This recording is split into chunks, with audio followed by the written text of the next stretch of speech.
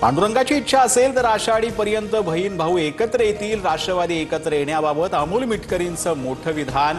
10 तारखेला पक्षाच्या मेळाव्यात मोठे संकेत मिळण्याचं मिटकरींचे सुतोवाच।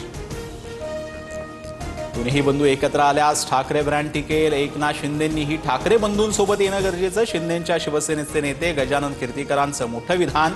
तर शिंदेंची शिवसेना भाजपा प्रणित असल्याचं म्हणत घरचं आहे।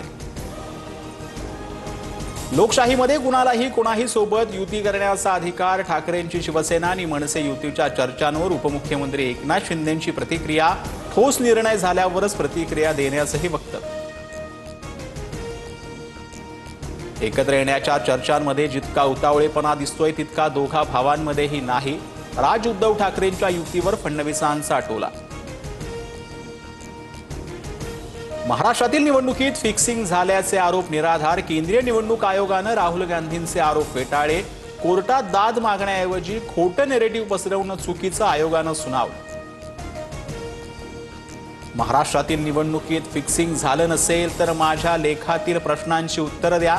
निवडणूक आयोगाच्या स्पष्टीकरणानंतर राहुल गांधींचे ट्विट। मतदार याद्या प्रकाशित करण्याचेही आव्हान। राहुल गांधींना खोटं बोलायची सवय लागली आहे। राहुल गांधींनी सत्य स्वीकारावं।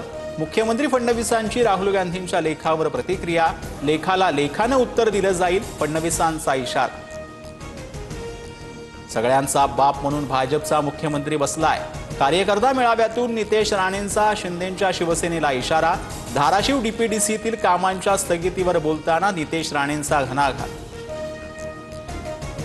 मिटकरींमध्ये हिंमत असेल तर माझ्या केसाला धक्का लावून दाखवा, ओबीसी नेते लक्ष्मण हाकेंचं आव्हान। अमोल मिटकरींनी झाकण झुले आणि YZचा अर्थही सांगण्याचंही आवाहन।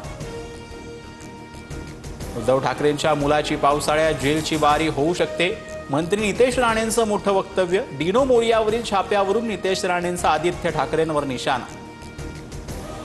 27 जूनपासून विठ्ठल रुक्मिणीचं 24 तास दर्शन घेता येणार। ऑनलाईन आणि VIP दर्शन पास बंद होणार।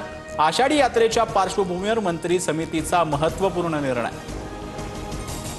पिंपरी चिंचवडमध्ये दमदार पावसामुळे IT पार्क परिसर जलमय। शांतीनगर, इंद्रायणी नगर आणि टेल्को रोड ही पाण्याखाली। पाण्याच्या निचऱ्याकडे MIDCनं तातडीनं लक्ष घालावं, सुप्रिया सुळेंचं ट्विट।